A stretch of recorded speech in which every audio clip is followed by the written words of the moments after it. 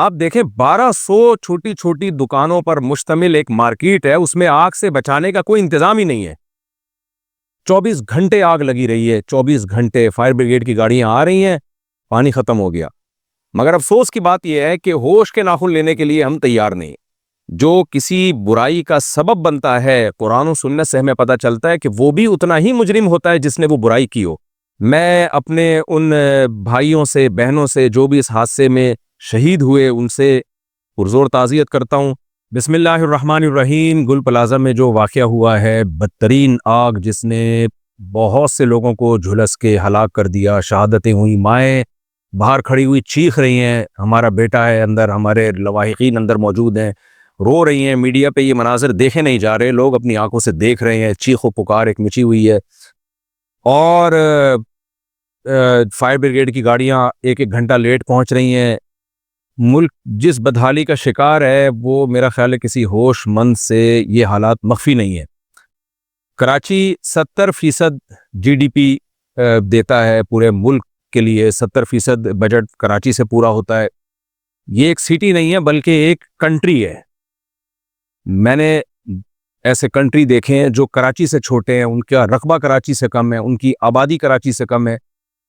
ایک ایسا شہر جس کی آبادی 2.5-3 کروڑ افراد پر مشتمل ہے، 70 سال سے زیادہ عرصہ ہو گیا وہ اپنے حقوق سے محروم ہے، اور کراچی کے باسی ان کی جو حقوق ہیں وہ روز بروز زمین میں دھستے چلے جا رہے ہیں، بہت ہی تیز رفتاری کے ساتھ۔ مگر افسوس کی بات یہ ہے کہ ہوش کے ناخن لینے کے لیے ہم تیار نہیں ہیں۔ گٹر کھلے ہوئے ہیں، آئے دن واقعات ہیں، بچہ گٹر میں گر گیا، لیکن اس پہ ایکشن کیا لیا جا رہا ہے؟ کیا اس پہ حکومت سندھ کا جو رسپانس ہے وہ کیا ہے؟ وہ زیرو ہے۔ ہم انتظار کر رہے ہوتے ہیں اب یہ واقعہ ہوگا، اب یہ واقعہ ہوگا۔ ٹارگٹ کلنگ میں آپ دیکھیں، مجھے یاد ہے پچھلے سال میں نے رمضان میں جب بہت زیادہ قتل و غارت شروع ہو گئی تھی ڈاکوؤں کے ہاتھوں، اور حکومت نے کوئی اس پہ رسپانس نہیں دیا، حکومت نے کوئی توجہ نہیں دی ڈاکوؤں کو پکڑنے کے لیے، پولیس کے اختیارات بڑھانے کے لیے، رینجرز کے اختیارات بڑھانے کے لیے، تاکہ بھئی یہ ڈاکوؤں کو کنٹرول کریں۔ سویڈن سے ایک جوڑا آیا، نیا شادی شدہ جوڑا تھا، ان کو قتل کر دیا گیا، اس بچوں کے سامنے اس کے باپ کو ڈاکوؤں نے مارا ہے، یہیں ناگن چورنگی پہ۔ اتنے واقعات ہو رہے تھے رمضان کے آخری عشرے میں، یعنی دھڑلے سے لوگ قتل ہو رہے تھے، تو میں نے اس وقت جذبات میں ایک بیان دے دیا تھا کہ 27ویں رات کو میرا دل چاہ رہا ہے کہ میں حکومت سندھ میں جو بھی اس کے ذمہ دار ہیں ان واقعات کے، میں ان کے خلاف بددعائیں کروں۔ آپ حیران ہوں گے، 27ویں رات کو جب ہم نے ختم قرآن پہ دعائیں مانگنی تھی، میرے دوست کا فون آیا کہ مجھے ڈاکوؤں نے گولی مار دی ہے، اور میری 27ویں رات ہاسپٹل میں گزری اپنے ایک ریلیٹیو کے ساتھ جس کو 4-5 گولیاں ڈاکوؤں نے ماری تھی، اور پوری رات میں نے اس کے ساتھ وہاں گزاری۔ قسم اٹھا کے کہا جا سکتا ہے کہ دنیا میں کسی ملک میں جس میں جنگ مسلط نہ ہو ایسے حالات نہیں ہوتے۔ اگر ایسے حالات ہوتے ہیں تو کسی کنٹری نے اٹیک کر دیا ہوتا ہے۔ حکومتی نااہلی اور حکومت کے جو ذمہ داریاں ہیں، ان ذمہ داریوں کو پورا نہ کرنے کے سبب ایسے حالات شاید پاکستان سے زیادہ یا خاص طور پہ کراچی سے زیادہ کہیں بھی اتنی بدحالی نہ ہو۔ 24 گھنٹے آگ لگی رہی ہے، 24 گھنٹے فائر بریگیڈ کی گاڑیاں آ رہی ہیں، پانی ختم ہو گیا۔ کیا یعنی پہلے سے انتظام کیوں نہیں تھا؟ اور پے در پہ واقعات آپ کے پی کے میں دیکھ لیں، کیا دنیا میں کہیں آپ نے ایسا واقعہ دیکھا کہ دریا کے بیچ میں میاں بیوی بچے والدین اور پوری فیملی کھڑی ہوئی ہو، اور ایک ایک کر کے ان کے بچے دریا کی موجوں کے حوالے ہو رہے ہوں، اور وہ چیخو پکار 1 گھنٹے سے انہوں نے چیخو پکار مچائی ہوئی ہو کہ کوئی ہے جو ہماری مدد کے لیے آئے، اور 1 گھنٹے میں کوئی مدد کے لیے نہ پہنچ پائے، اور وہ ایک ایک کر کے، یعنی آپ خود تھوڑی دیر کے لیے تصور کر لیں نا، آپ کا کوئی بیٹا آپ کے سامنے پانی کی موجوں کے حوالے ہو رہا ہو اور آپ چیخ رہے ہو، آپ کی بیوی، آپ کے بچے، آپ کی ماں، آپ کے باپ، تو کیا کنڈیشن ہوگی؟ یہ ہو رہا ہے ہمارے کنٹری میں، اور آئندہ بھی کوئی ہمیں امید نظر نہیں آ رہی کہ حالات ٹھیک ہوں۔ ہوش کے ناخن لینا چاہیے۔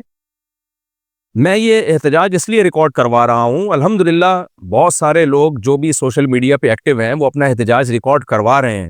حکومت کی نااہلی، جب تک ہم اس طرح بھرپور طریقے سے احتجاج نہیں کریں گے، گورنمنٹ حرکت میں نہیں آئے گی، متعلقہ ادارے حرکت میں نہیں آئیں گے۔ آپ دیکھیں 1200 چھوٹی چھوٹی دکانوں پر مشتمل ایک مارکیٹ ہے، اس میں آگ سے بچانے کا کوئی انتظام ہی نہیں ہے۔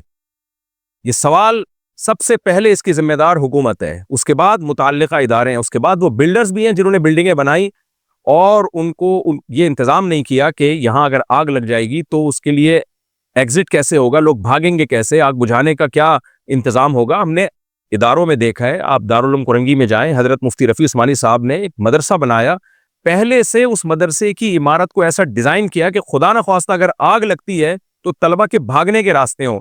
پھر آگ سے بچانے کے جتنے بھی انتظامات ہیں, جتنی بھی ایس او پیز ہیں, ان تمام کو اپنے مدرسے میں لاگو کیا. جامع الرشید آپ جائیں, ایک مدرسہ ہے, حالانکہ وہ بہت بڑا ادارہ نہیں ہے, کوئی ایسا نہیں ہے کہ کوئی بہت بڑا بزنس ہو رہا ہو, وہاں پہ ایک مدرسہ ہے جہاں لوگ قال اللہ قال رسول پڑھ رہے ہیں. وہاں انہوں نے انتظام کیا کہ بھائی اگر خدا نخواستہ آگ لگتی ہے تو راستے ہوں جہاں سے طلبہ باہر بھاگ سکیں, اور آگ بجھانے کے انتظامات ہوں, سلنڈر جو لگائے جاتے ہیں. ایسے اداروں میں انتظامات ہو رہے ہیں, اور 1200 دکانوں پر مشتمل ایک بلڈنگ جو کراچی کا دل صدر, اور اس صدر کے بھی بیچوں بیچ ایک ایسی عمارت ہو جہاں سینکڑوں ہزاروں لوگ اربوں کھربوں روپے کا بزنس کر رہے ہوں.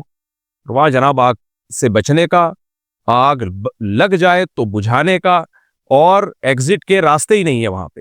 اس سے بڑی یعنی کسی قوم کی ناکامی اور کسی حکومت کی ناکامی کی اس سے بڑی دلیل کیا ہو سکتی ہے. تو میں کراچی کے باسی ہونے کے حیثیت سے ایک اپنا احتجاج ایک ریکارڈ کروانا چاہتا ہوں, اور جو ہم نے باہر دنیا میں ٹریولنگ کی ہے, تھوڑا بہت اپنا تجربہ شیئر کرنا چاہتا ہوں. دنیا میں جتنی بھی آرگنائزڈ قومیں ہیں, جتنی بھی قومیں جو مہذب قومیں سمجھی جاتی ہیں, وہ آگ سے بچنے اور قدرتی حادثات سے بچنے کا پہلے انتظام کرتی ہیں, اس کے بعد عمارتیں بنتی ہیں, اور اس کے بعد نقشے پاس ہوتے ہیں. آپ یورپ میں جائیں, امریکہ میں جائیں, کینیڈا میں جائیں, جہاں بھی دنیا میں سفر کریں آپ, اس قدر انہوں نے انتظامات کیے ہوتے ہیں.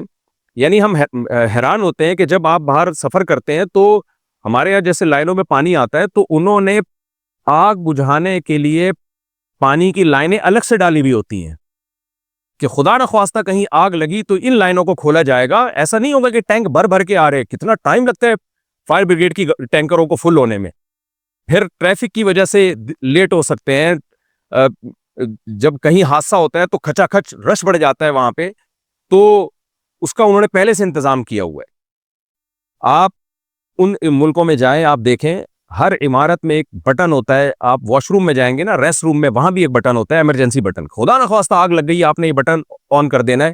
فائر بریگیڈ کا عملہ, پولیس اور ایمبولینس تینوں کے تینوں فوراً پہنچتے ہیں. ہم کہاں کھڑے ہوئے ہیں, دنیا کہاں سے کہاں نکل گئی.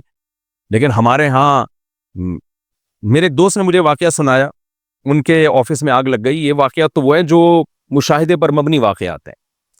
ان کے آفس میں آگ لگی, پورا جل گیا. میں ان سے ملنے کے لیے گیا, میں نے کہا یہ آپ کے آفس میں ہوا کیا؟ کہتے ہیں آگ لگ گئی تھی. میں نے کہا فائر بریگیڈ کو نہیں بلایا؟ انہوں نے کہا میں نے فائر بریگیڈ کے محکمے کو فون کیا تو وہ آئے, اور آ کے انہوں نے اچھی طرح سروے کیا اور فون کر کے بتایا کہ بندہ کوئی نہیں مرا ہے, یعنی بندے سب نکل گئے. مطلب بزبان حال انہوں نے پیغام دیا کہ بندے چونکہ بچ گئے لہذا کوئی جلدی نہیں ہے, تسلی سے آ جاؤ. تو آپ دیکھیں یہ کس کی ذمہ داری ہے, اس کا ذمہ دار کون ہے؟ آگ میں جل کے مرنا کس قدر اذیت والی موت ہے یہ, اور کس قدر یہ یعنی لا يعذب بالنار الا رب النار. نبی صلی اللہ علیہ وسلم نے فرمایا آگ سے جلانے کا حق صرف اللہ کو ہے, جو قیامت کے دن اللہ نافرمان بندوں کو آگ میں ڈالے گا. لیکن ہماری حکومتوں کی نااہلی اور ان بلڈرز کی نااہلی جو عمارتیں بناتے ہیں, اور عمارت بناتے وقت, بلڈنگ بناتے وقت اس کا خیال نہیں کرتے کہ بلڈنگ کا ڈیزائن ایسا بنایا جائے کہ خدا نخواستہ آگ لگتی ہے تو نکلنے کا پورا انتظام ہو. تو جو کسی برائی کا سبب بنتا ہے, قرآن و سنت سے ہمیں پتہ چلتا ہے کہ وہ بھی اتنا ہی مجرم ہوتا ہے جس نے وہ برائی کی ہو. من سن سنتا حسنتا فلہ اجرها واجر من عمل بها ومن سن سنتا سیئتا فلہ وزرها ووزر من عمل بها.